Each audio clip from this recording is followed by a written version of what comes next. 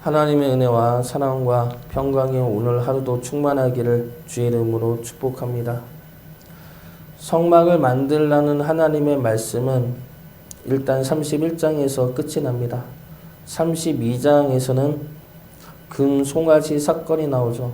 금송아지 사건이 지난 후에는 성막을 실제로 만드는 말씀들이 나오게 됩니다. 그래서 성막을 만들라는 하나님의 말씀은 오늘 31장으로 끝이 나게 됩니다. 31장에서는 두 가지의 말씀이 나오고 있습니다. 하나는 성막을 만들 사람을 지명하는 것과 그리고 두 번째는 안식일을 지키라 라는 말씀입니다. 성막은 회막이라 하였습니다. 성막은 하나님의 거룩한 하늘 성전이고 이곳에서 우리들을 만남으로 이 성막은 회막이 됩니다.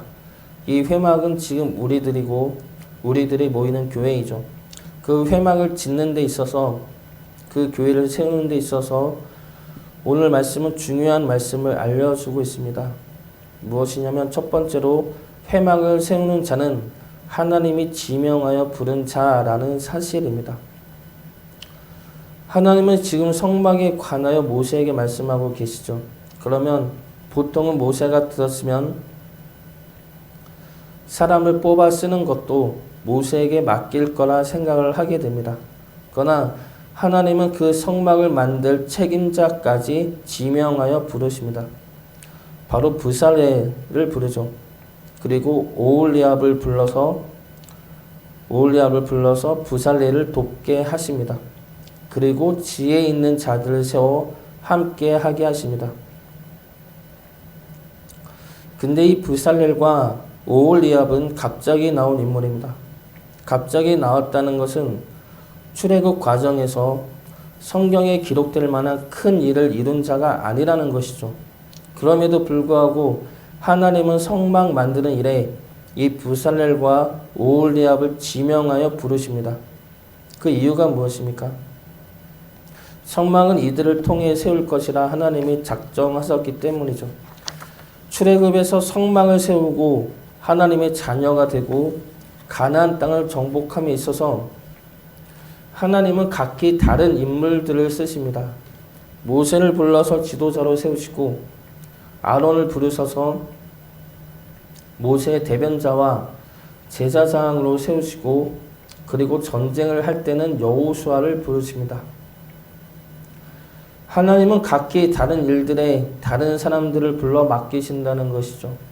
그러므로 하나님께서 말씀하시는 것은 그 모든 일의 주관자이며 주인이 하나님이라는 것을 알게 하신다는 것입니다. 우리가 주인이 되어서는 안 된다는 것이죠. 우리가 교회의 주인이 되어서 우리 생각대로 우리 계획대로 모든 일들을 주관하고 이끌려 한다면 참 주인 되시는 하나님께서 우리를 통해 만나시고 역사하시는 일이 중단될 수밖에 없습니다. 성막의 주인은 하나님이시죠. 회막의 주인 역시 하나님이십니다. 우리 교회의 주인 역시 하나님이시고 주님이 우리 교회의 머리 되십니다. 그 사실을 인정하고 주님의 말씀에 순종하며 나갈 때 회막으로서의 기능, 우리를 만나시고 우리에게 말씀하시는 역사가 우리 교회 가운데 일어날 것입니다. 우리 교회가 그러한 교회가 되기를 주님의 이름으로 축복합니다. 두 번째로 그러면 하나님은 어떠한 자를 성막 세우는 데에 부르셨습니까? 바로 하나님의 은사를 받은 자들을 부르셨다는 것이죠. 3절 말씀 보겠습니다.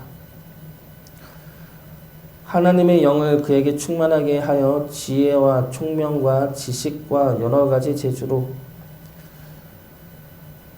하나님이 지명하여 부른 부살렐은 지혜와 총명과 지식과 여러 가지 재주를 가진 자입니다. 그러나 그렇다고 해서 하나님이 부르신 것이 아니죠. 중요한 것은 그러한 것들이 왜 생겼느냐입니다. 바로 하나님의 영이 충만하게 하였기 때문이죠. 지혜와 총명과 지식과 여러 가지 재주는 부살렐의 능력이 아닙니다. 하나님의 영이 충만하게 하여 주어진 능력들이죠. 다시 말해 은사들이라는 겁니다. 하나님이 주신 능력, 하나님이 주신 선물, 이 차이를 분명히 우리가 기억하여야 할 것입니다. 교회 내에서 무슨 일을 할 때 분열과 다툼이 일어나는 경우 중에 하나는 우리가 가진 능력이 은사가 아니라 내가 수고해서 얻은 능력이라고 생각할 때입니다.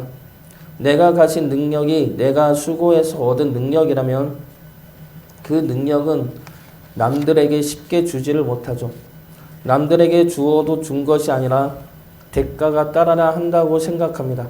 그래서 내가 이만큼 봉사나 수고를 하면 그만큼의 보상이 따라야 한다고 생각하는 것이죠. 그러면 남들의 상처를 받거나 내가 상처를 받게 됩니다. 교회는 하나님의 주인 되십니다. 하나님의 주인 되시는 분이 은사를 주셔서 그 은사를 가진 자들을 통해 교회를 세워 나가십니다. 그 은사는 각기 다르죠. 중요한 것은 그것이 내 능력이 아니라 하나님이 주신 선물이라는 것입니다. 그러므로 하나님이 주신 선물을 하나님께 사용하는 것은 큰 손해나 수고가 아니라 기쁨과 감사이죠. 그렇게 될 때 회막은 거룩한 성막이 되고 하나님의 교회는 하나님의 일하심이 드러나는 교회가 되는 것입니다. 우리가 받은 은사가 무엇인지 우리 자신도 모를 때가 있습니다. 너무 하찮아서 이 은사가 어떻게 쓰임받을 수나 있을까 싶을 수도 있습니다. 그러나 하나님이 하나님의 때에 하나님의 방법으로 사용하실 것입니다. 모세의 보잘것없는 지팡이도 하나님께 붙들리면 하나님의 지팡이가 되어 구원의 역사를 드러내게 되었습니다. 우리의 은사들도 마찬가지이죠. 보잘것없어 보이는 우리의 은사들도 하나님의 손에 붙들리면 하나님의 영이 충만하게 되면 하나님이 거하시는 거룩한 곳을 세우는 일에 사용되어질 것입니다. 하나님의 성막을 만드는 일에 쓰임받은 자는 하나님이 지명하여 부른 자, 하나님의 영이 충만한 자입니다. 이 말은 하나님이 교회 주인임을 알고 내게 주신 능력들이 하나님의 은사임을 아는 자입니다. 어디에 어떻게 쓰임받을지는 모르지만 우리 모두가 하나님이 거하시는 거룩한 교회를 세워나가는 일에 하나님의 방법대로 쓰임받기를 주의 이름으로 축복합니다. 31장에서 두 번째는 안식일에 관한 말씀이 나옵니다. 안식일에 관한 말씀이 성막을 만드는데 왜 갑자기 나오는지 이해하기 어려울 수도 있습니다. 그러나 왜 안식일이 나오는지를 알면 이 성막이 왜 하나님의 기쁨인지를 알 수 있게 됩니다. 성막을 만들라는 하나님의 말씀은 25장부터 시작이 됩니다.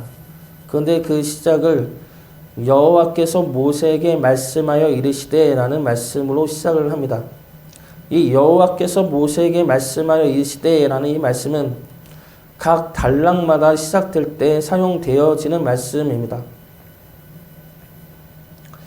25장 1절에 사용이 되고 30장 11절, 30장 17절, 22절, 34절, 그리고 31장 1절, 그리고 12절에 사용이 됩니다. 총 몇 번 사용이 됩니까? 7번 사용이 됩니다. 안식일은 몇 번째 나옵니까? 7번째 나오죠. 그러면 하나님이 성막을 만들라 말씀하시면서 왜 마지막으로 안식일에 관한 말씀을 하셨는지를 알 수가 있죠. 바로 이 성막을 하나님은 천지 창조와 같은 마음으로 그와 같은 의미로 말씀하고 계시는 겁니다. 무엇이냐면 천지 창조는 인간을 위해 하신 일이죠. 사람이 살 수 있는 모든 자연과 환경을 만드시고 6일째 마지막으로 사람을 만드셨습니다.